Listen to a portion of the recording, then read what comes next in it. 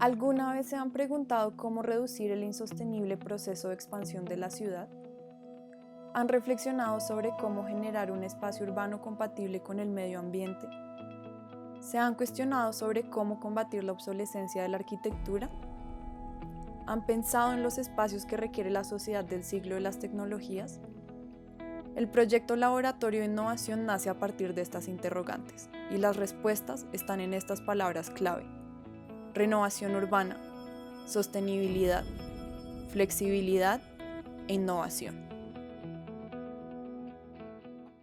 Efectivamente, es importante cuestionarse sobre la expansión urbana de Bogotá teniendo en cuenta el proceso de crecimiento masivo que tuvo lugar desde mediados del siglo pasado.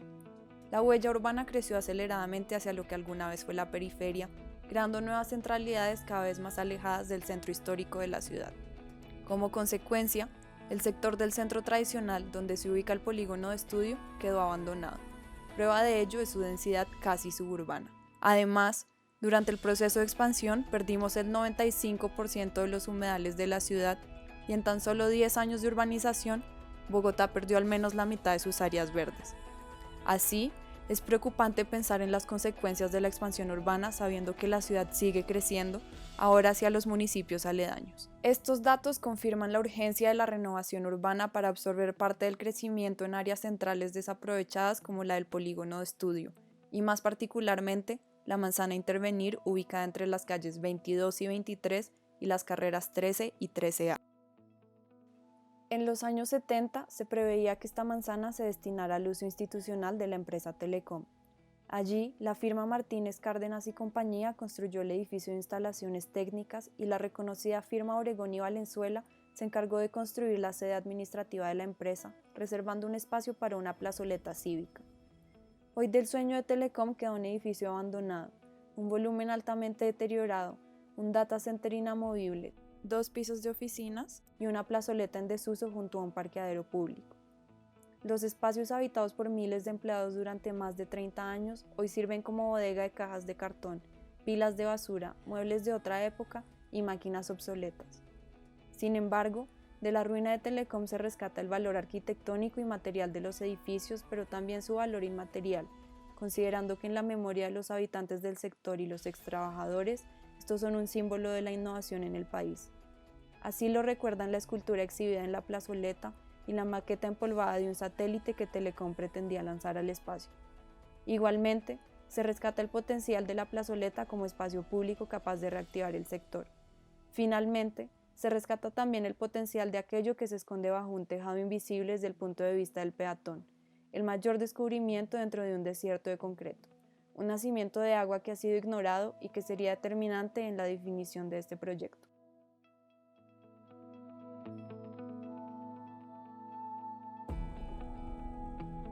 Entonces, la propuesta busca repotenciar la manzana como hub de innovación con un campus cuyo núcleo es el Centro de Innovación, proyectado como un espacio para la generación de ideas creativas y productos innovadores que impulsen el desarrollo de la ciudad.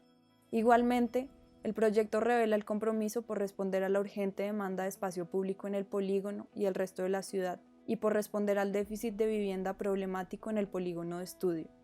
Así, se proponen viviendas para estudiantes y emprendedores, usuarios característicos del sector.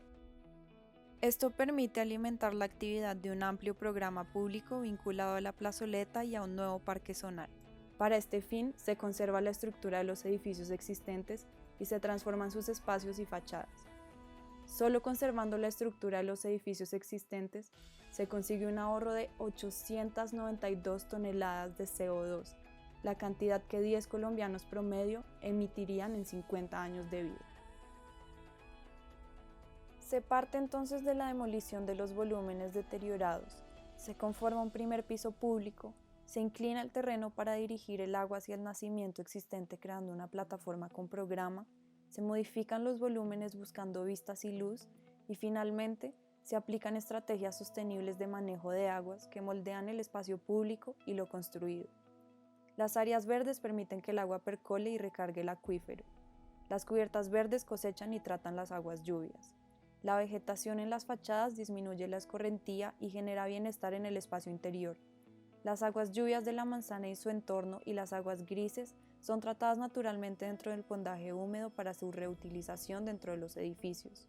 El resultado es un proyecto sostenible que infunde actividad en el sector, genera calidad de vida y actúa como motor de desarrollo. El proyecto se entiende en 3 partes. Primero, los sótanos. Segundo, los 3 primeros pisos de configuración especial. Por último, el cuerpo del edificio del 4º piso en adelante. En los sótanos se encuentran, por un lado, estacionamientos para vehículos eléctricos y compartidos. Por otro lado, estacionamientos para bicicletas, una ludoteca complementaria al jardín infantil vecino y una gran sala de eventos en relación al parque. El primer nivel funciona como un zócalo urbano donde se alojan el vestíbulo, el auditorio original de Telecom, espacios de estudio abiertos, restaurantes que se extienden hacia el exterior, una sala de exhibición y una sala múltiple. La plazoleta actúa como un lobby al aire libre y el parque, conformado por terrazas que pasan gradualmente de secas a húmedas, es a la vez el corazón y el pulmón del proyecto.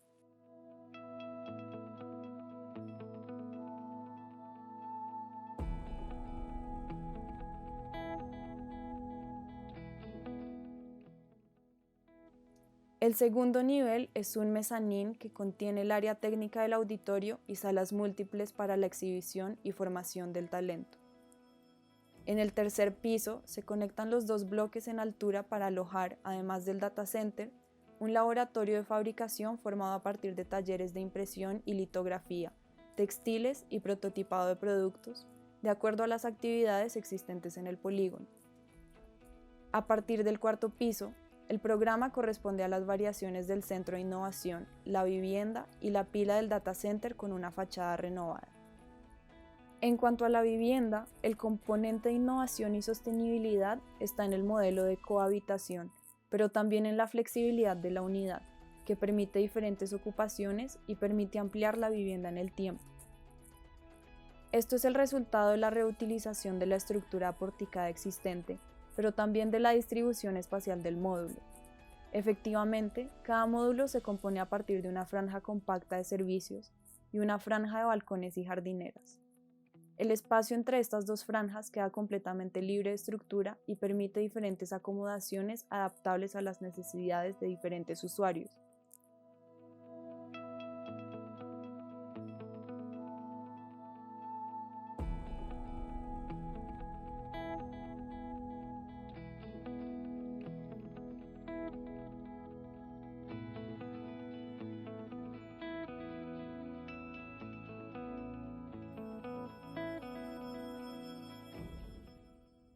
Respecto al centro de innovación, se constituye a partir de plantas libres que estimulan la interacción y la sinergia de ideas.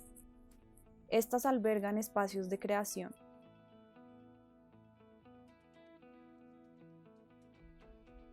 espacios de socialización, espacios de bienestar y espacios de formación.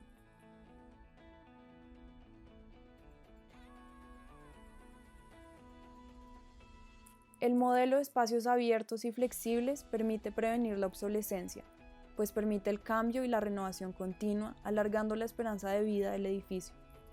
Además, el centro de innovación incluye terrazas arborizadas que mejoran la calidad del aire, promueven la biodiversidad y contribuyen al bienestar de los usuarios. Ahora más que nunca debemos reconocer que vivimos en un presente en el que nuestra experiencia del mundo se transforma a una velocidad que nos deja casi sin capacidad de reacción. Por eso, el proyecto propuesto es un campus de innovación, un espacio para conceptualizar las implicaciones de los cambios que nos interpelan. Este proyecto pretende demostrar que no es posible lograr un desarrollo sostenible sin transformar radicalmente la forma en que construimos y administramos los espacios urbanos. Entonces, es urgente volver al centro e innovar en todos los campos de la arquitectura, incluyendo la vivienda, los equipamientos y el espacio público. Como arquitectos, debemos comprometernos a proyectar espacios flexibles, pensar en aprovechar las estructuras existentes y valorar el espacio público como generador de calidad de vida a partir del encuentro con la naturaleza.